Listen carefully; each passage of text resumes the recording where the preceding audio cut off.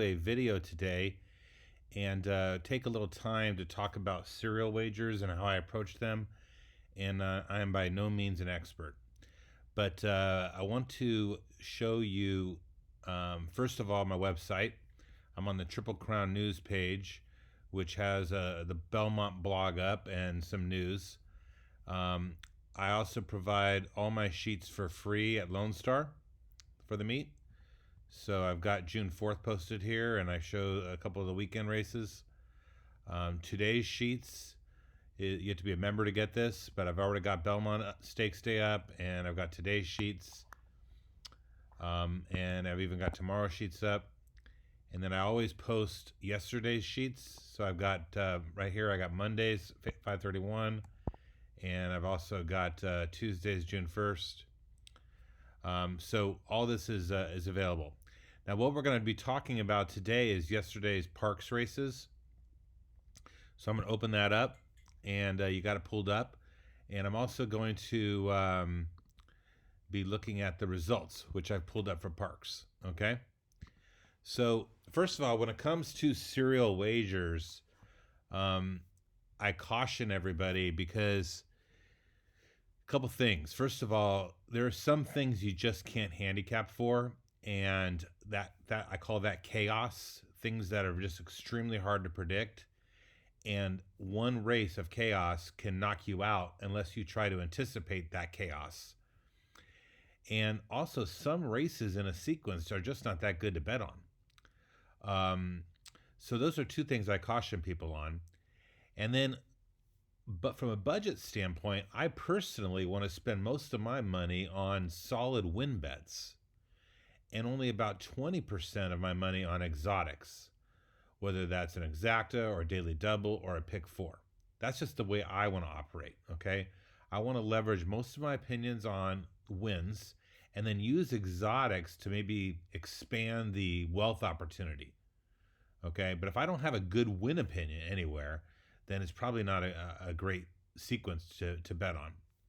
Now, Parx has pick fours from races 1 to 4, 5 to 8, and then the last four races on the day, 7 to 10. But we'll look at the pick fours, and we're going to look at the doubles and triple, pick threes, and etc. All right, so first thing, we're going to look at that early pick four, races 1 to 4. And the first thing I want to look at, is it even worth playing, okay? And so I'm glancing through these races, and I'm looking at these bet scores, and I'm not seeing any huge red flags, okay? If I saw a race with a 1 or a 0, I would be very concerned, okay? And also, I'm not seeing a lot of brown, okay? If you notice in these races, there's just no brown, okay? Only one horse here rated special. Later on, you get a race like this with all this brown, you got to really, caution what you're going to do with that race. All right. Look at here, race 10. Again, all of this brown. It's just a very difficult race to bet with any confidence. So I'm looking at things like that. But in races 1 to 4, I don't see any issues with that. Now, if I did, let's say I didn't like race 4. But I do, race 4 is fine. But let's say I didn't like race 4. Then I'd be looking at a pick 3, races 1, 2, 3. Now, when I decide between rolling doubles or rolling pick threes, it all depends on which races I like. So if I like 2 races in a row, I just play the double. But if I like 2 races separated by a race, that's when I look at a pick 3. All right, that's just some general guidelines. I hear a lot of people say, you need a big bankroll to bet pick 5s, pick 6s successfully. I think that's true. And I don't think you can win with big caveman tickets. I think you need to be betting multiple tickets with varying dollar amounts. And I do think you need a big bankroll to be successful. You probably need a big spreadsheet. You got to be crunching a bunch of numbers and math. So I personally am much more comfortable betting doubles or pick threes, where I can pick my sequence and where I can ratio the dollar amount very effectively. All right, let's look at Parx. Race 1. So it's a 5.5 furlong dirt race. I'm typically looking for a speed horse when I see that. I like speed horses on the dirt going 6 furlongs or less. There's a couple E horses in this race, including this one, Crafty Last, who gets a 99. It's the best E in the race. Okay. Um, let's quickly, let's analyze it first, then we'll see who gets scratched. Um, my sheet likes I know I can dance. I think is what that is. Gets the B plus with 6 stars of value. First of all, you don't see a lot of value.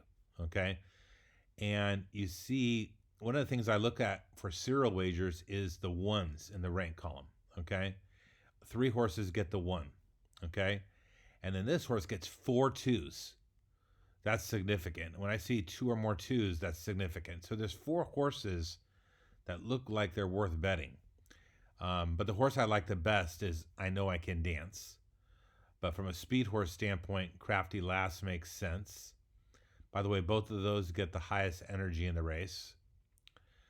Um, and the favorite's legit, sitting on top with an A, and gets a 14 trainer, 10 jockey, by far the best. And the one horse that looks a little weak is Lulu's Roadrunner, who's a P0, so it's going to be closing, has the best late kick, but it's going to need the pace to fall apart going 5.5. It's not a good idea. And the energy of 80 is more than 5 points below I Know I Can Dance. So that's a little weak. So if I was looking to toss anybody, I'd be tossing Lulu's Roadrunner. But now, as far as betting this race to win, it's not a great betting race. Only a 2, only $6 of value. But let's take a look at who won. So first of all, we can see I Know I Can Dance scratched. And we're going to see that Crafty Lass won and Lulu's Roadrunner ran second. Okay? So if we'd gone, say, 3 deep using Our Sweet Girl, Lulu's Runner, and Crafty Lass, we would have caught the winner. Okay? And that's probably what I would have ended up doing, is go 3 deep there. By the way, Crafty Lass also had this 2-3 form cycle, which is beneficial. And this 2 here is the jockey and trainer. 8-9, that's the second best in the race. Lulu's Roadrunner was third. And basically, they made up the exacta. All right, let's go to the second race now. Second race is a better betting race of 4. So this is a race you could look at to bet to win. King Ko is on top at 8-1 morning line, coming off a 5-month layoff. That's a little bit of a concern. 6 trainer is acceptable, a little weak, but 9 jockey getting on board is strong. PFDS and best odds are both very good, 3.4 and 3.5 to 1, giving this horse $13 of value compared to that morning line. Gets the A+. So this is the bet to win.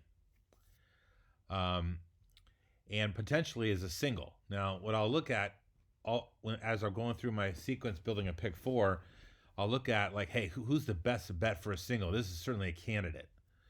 Definitely no single up here. But this is a candidate for a single. Now, this is a 7 furlong on the dirt. It's a little trickier race. Sometimes you want a little bit of closing kick. This horse, Jones Taxi, has got some closing kick. 50's got the speed of the race. Looks like he'll get the lead with an 88. Gets a 1 here. Christie's Co-Pilot has the best energy in the race of an 85. That's where that one comes from. Also gets an A. So one way to do this is you might say, okay, I'm going to single King Koa on one ticket, and maybe on a different ticket, I'm going to go 3 deep with using the A and the B. You got to make a decision if you're going to use Jones Taxi or not. I'm probably not going to use this horse way down here on the bottom, the dead closer, who actually has worse closing kick than Jones Taxi. But I'm definitely going to look at using the 5 as a single on one ticket, and maybe on another ticket, use the 4, 5, 7, or maybe 2, 4, 5, 7. All right, let's look at the results. First of all, are there any scratches? No scratches. And the result is King Koa won the race, and the 3 and 6 took second, third. So King Koa won, our potential single, 3, 6, second, third. So we'd still be alive. All right, race 3. Again, I got another A+ on top. This time it's not as good. I only got $4 of value. Horse is only 3.5 to 1, and he's coming off a 10-month layoff. So this is not as good a pick as King Koa, okay? Coming off 10-month layoff, does have a good trainer, good jockey, E8, gonna go to the lead, no other ease on the race. Got the best early speed, going 6.5 furlongs. Energy's good at 89.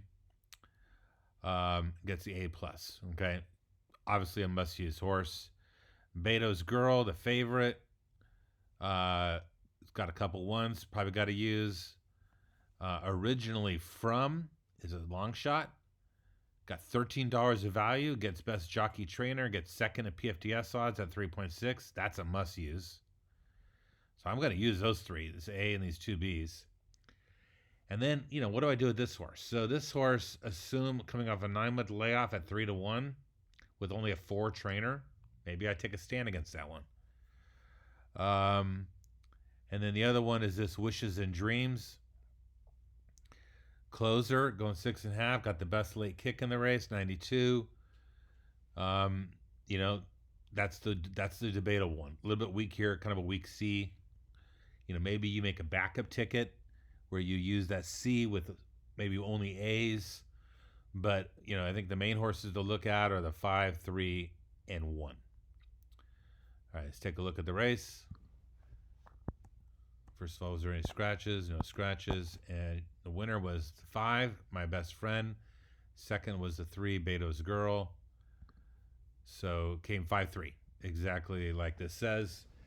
And that winner paid $8. By the way, the last race winner paid $9.60, King Koa. So a couple nice winners there. On top of the sheet, both of those. So we're definitely still alive in our pick 4, no matter what ticket we put together. I can tell you that. All right, then we're into the 4th race. And the horse that the race that my sheet likes is this one, rated special at 6-1. Gets the B plus with $17 of value. A little bit of concern with this 0.4 on PFTS. You got to wonder about that. He's trying something new, maybe switching off turf, cutting back. But the best odds goes from 9.3 to 2.5. That 2.5 is what's driving the $17 of value. And it's a weak trainer, but basically my program is looking for a back race that's a better fit, and the horse has a good chance to win off that. So rated special is a legitimate shot to win, bet to win, and would be a must use Star Luck on top of my sheet. I must use this horse, 1-1 rank with an A. Got to use that. So those are 3 must uses. Now West Fork is kind of lukewarm. Gets a lot of 3s. Does fit the race perfectly though. You could think about that one. Doesn't get a letter grade. And then this horse gets a C with a 1, but it's coming off a 25-month layoff for a 3 trainer and declines in best odds. So I'm probably looking to toss that one. I'm definitely going to use the 168. I'm not so sure about this 2. Probably not going to use the 2, but I'm definitely going to use the 168. I'm a question mark on the 2. All right. Could be a backup. Then we go to look at the sheet. We look at the scratches. Rated special got scratched. Okay, so our top selection got scratched. So now we're really just down to the 6-8. Maybe now for sure we do throw the 2 in. Okay, so maybe we're using the 2-6-8. And the winner is Star Luck, the 6. The 8 runs second and the 2 runs third. Okay, so the sheet goes 6-8. 6 on top of the sheet, A with the 8. 2 runs third. This horse got scratched. Okay, so I think you can see that in this particular pick 4 sequence where we're going to hit it. Sometimes ticket construction is a big issue. I don't think it would have been for this one. And you can see how my thought process goes.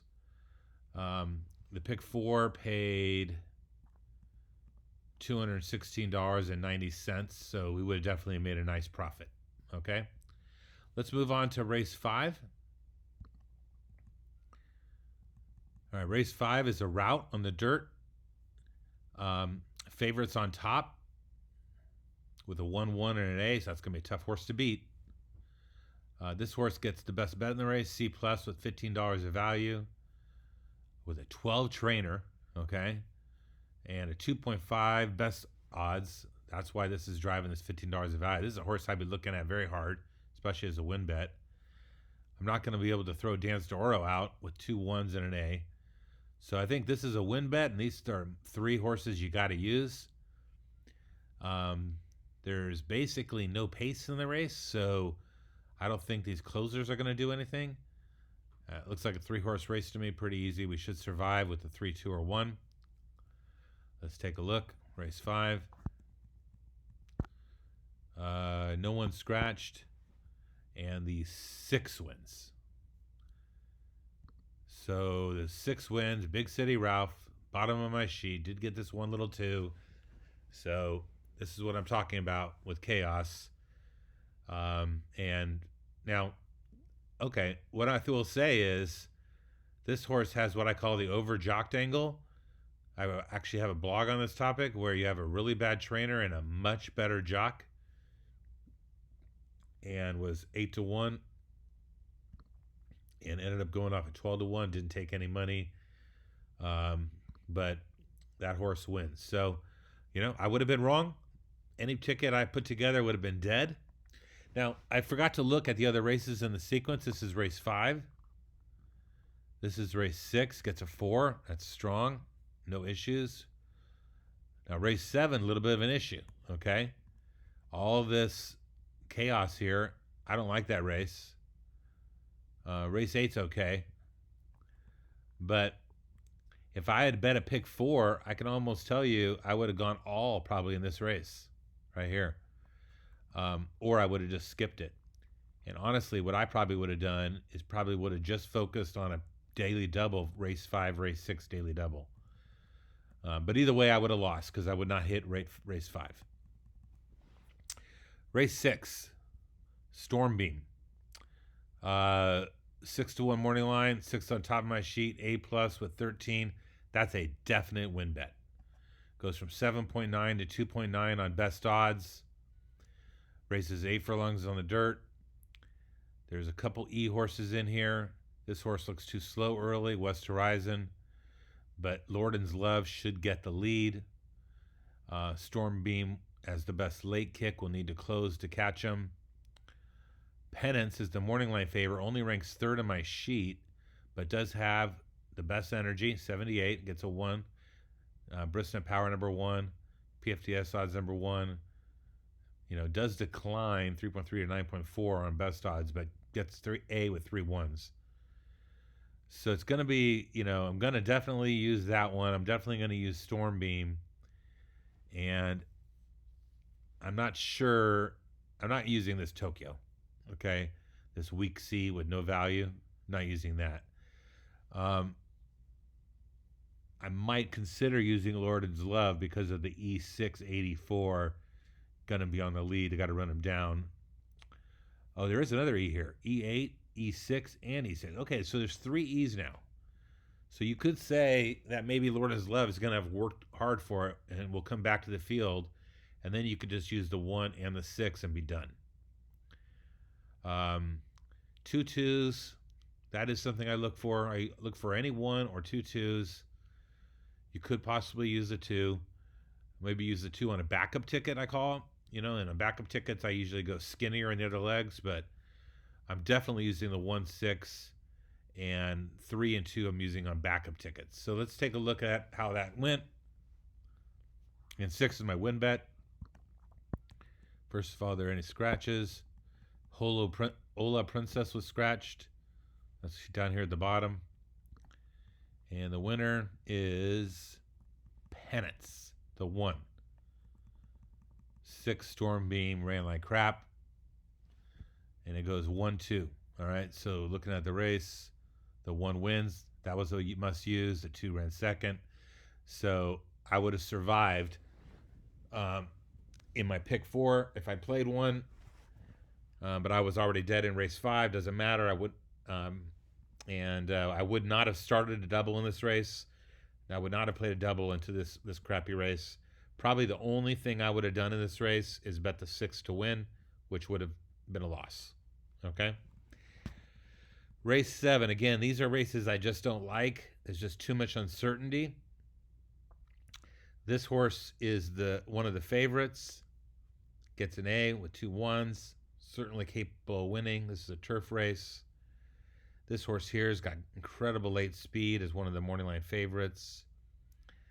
And Kidnapped is on top of my sheet. It's got the good form cycle. Again, don't know what's going to happen with this horse. A little risky, but at least you're getting 5-1. The 82 is a little slow. 89s, 87s, 87s. This is a weak selection. Okay, even though it gets the A+, I'm not in love with this horse.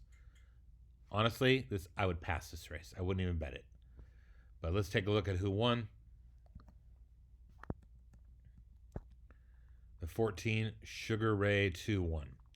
Now, who was scratched? There were a lot of scratches. Was our horse scratched? Let's see. Kidnapped to 6. Kidnapped ran.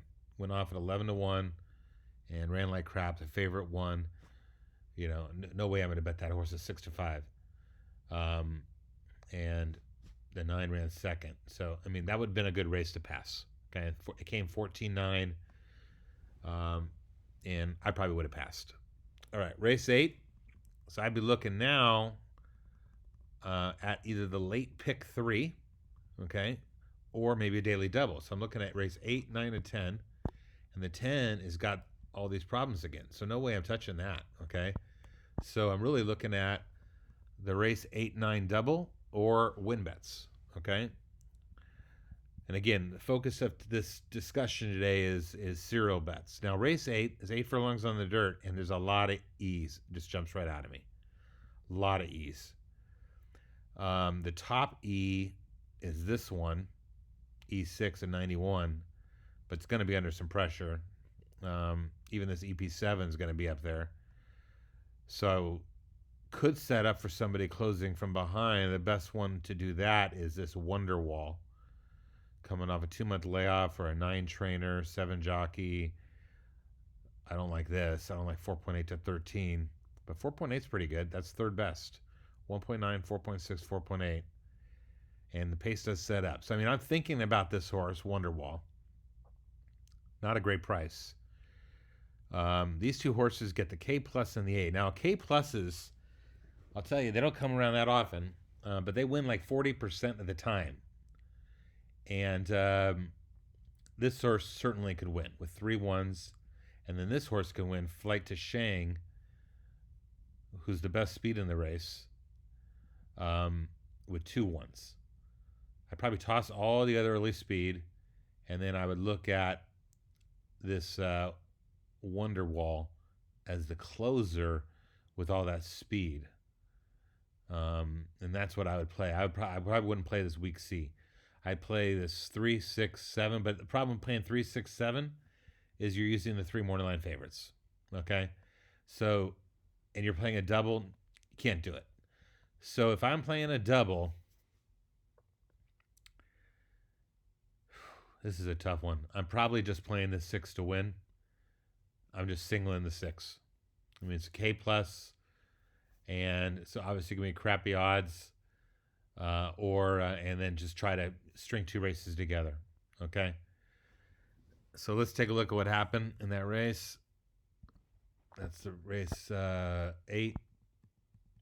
First of all, Kind Humor was scratched.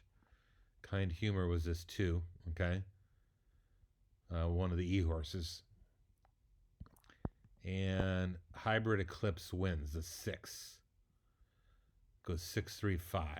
So that's the top horse. So look at this. Hybrid Eclipse the 6 wins, okay? And was a 2.5 to 1 K+. That's a horse that's going to win 40% of the time, and somehow goes off at 2.8 to 1. Okay, I mean, that's unbelievable. You get 760 for that win bet. Now you got a double that's alive. Flight to Shanghai took second. It goes 6-3-5, 6-3. Okay, I didn't have that 5. Okay, all right. And then ninth, second half of the double. Again, you could just play 6-5. Take the 2 K pluses and be done with it, and just hammer it. The nice thing about this 5, first of all, 5 betting race, good betting race. This horse is the fastest energy, and it's a 2-point gap to this guy down here after the 6-month layoff. 3-point gap to this one. There's no speed in the race. This horse should get the lead. this 11 jockey guy is a tough race. First of all, you can see here it's pretty formful, like it's yellows and green and this one blue. So there's not a ton of value in the race. I don't know what this gets a 5 because of this K plus with 10. And the favorite is third. Okay, so what makes this race valuable is playing against this favorite. Don't bet the favorite. So you got to toss the 3. I'm going to toss this 2 off the 14-month layoff, even with the 1.